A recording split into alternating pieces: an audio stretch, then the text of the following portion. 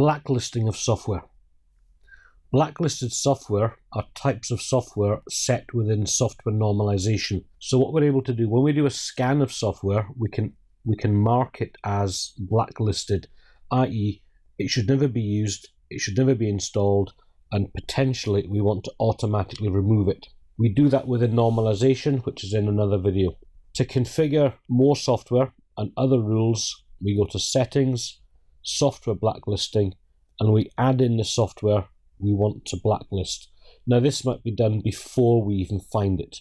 Once we enable a rule, we can also run an installation package or a command line instruction to do something about the removal of that particular software. Blacklisting of software. So we have some software that no one should ever be able to install, no one should ever be able to use. So firstly, we've got to, once we've identified all of our software, we have to flag it as blacklisted. To Inventory, Installed Software. This will show us all of the software installed on our machines. Notice the dashboard is first. If we click on Software, it takes us directly into the software. And this is all of the software in my organization. Just for today and for this example, I want to blacklist Adobe AIR.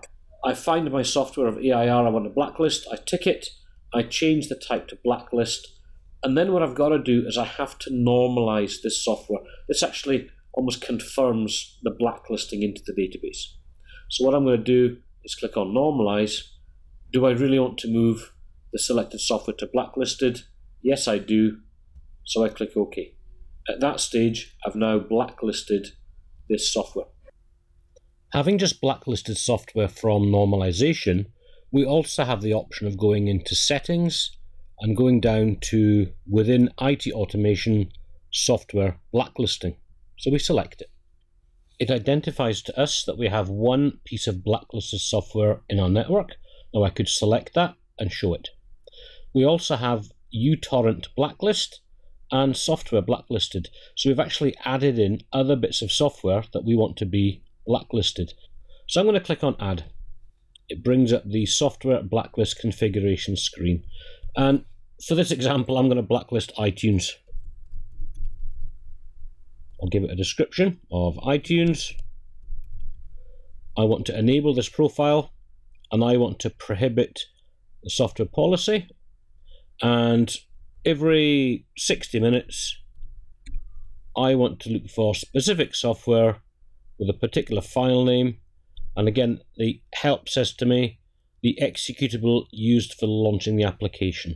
So what I'm going to do again, as we've done earlier, is click on Start, find my iTunes, right click and Properties, and I managed to find the executable and copy it of the thing that I want to blacklist. So it's itunes.exe, and I can determine, I'm going to click on Add. There's my rule. I'm going to itunes.exe, and I want to apply this to all machines. At this stage, I'm going to click on Save, and I would then have my new blacklisted software.